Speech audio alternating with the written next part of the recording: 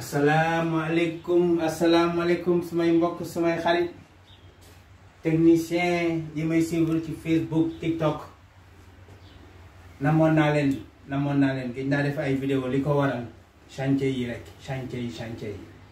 moo tax tey 8 juin may profité di leen defal vidéo parce que fan yëpp liggéey ma dama nekk lu ñuy wax maladie dama xaw a jege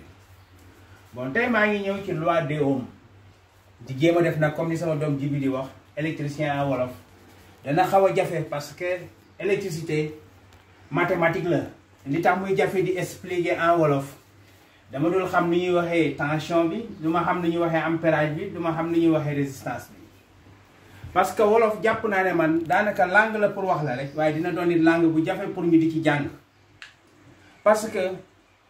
yàgg na lool ma ñëwoon ci Facebook doon laaj ku ma mën a wax 7 couleurs ci wolof defoon ci neexal bu bëri mais ay at passé na ba léegi aw ma ku ma jox 7 couleurs ci wolof te du wax bleu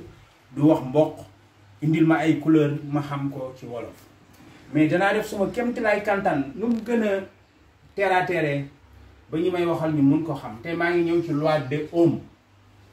dañ ne la tension U aux bornes d'un conducteur est égale au produit de l'intensité qui le traverse.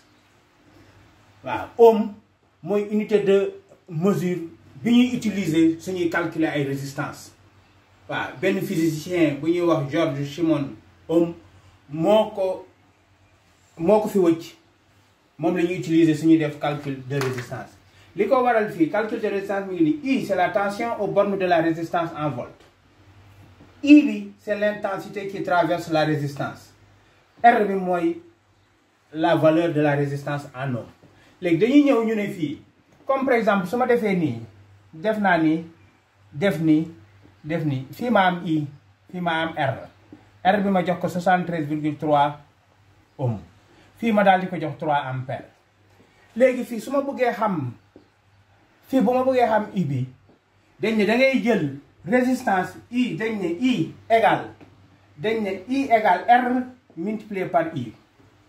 R ñu ne égal résistance égale I ñu diviser ko par I fii ñu ne bu fekkee ne I nga bëgg a xam dañ naan I ñu ne égal I divisé par R